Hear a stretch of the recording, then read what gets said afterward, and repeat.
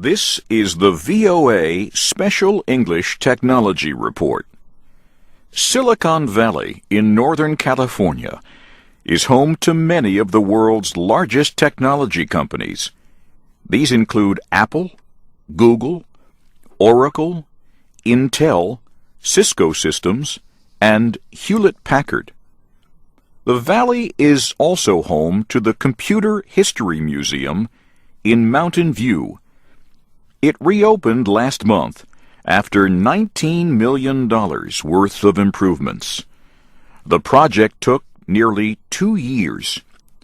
One of the additions is a permanent exhibit called Revolution, the first 2,000 years of computing. Alex Bohonic is a curator at the museum.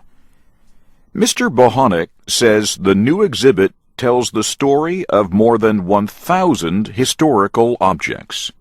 Some of the oldest items are actually not computers. They are devices that helped people calculate, and the first object people see walking into the exhibit is an abacus from the 1800s. Because the abacus is a daily use device made from wood, few of them have survived. Mr. Bohonic says people have the chance to handle some of the objects in the exhibit. He says one of the more popular items is a portable computer from 1981. We think of portable computers today as laptops, but the Osborne 1 was about the size of a sewing machine and weighed 24 pounds.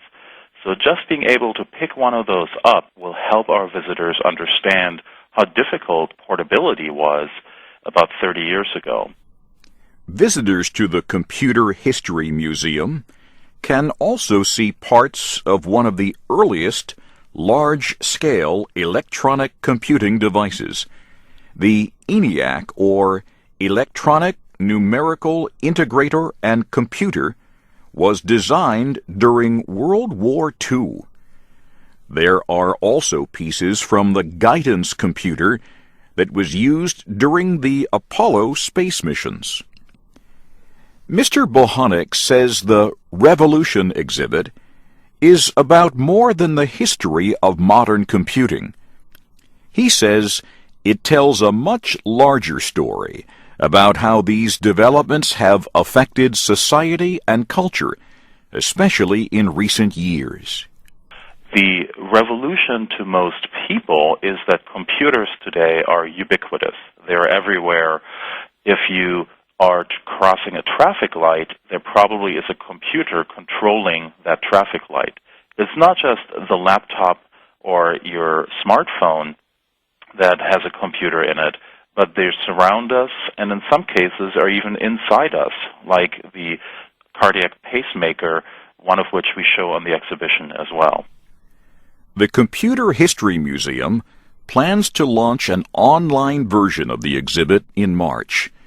The museum has 100,000 items in its complete collection. Only 2% of them are currently on display, but officials say 75% of the items will be viewable online.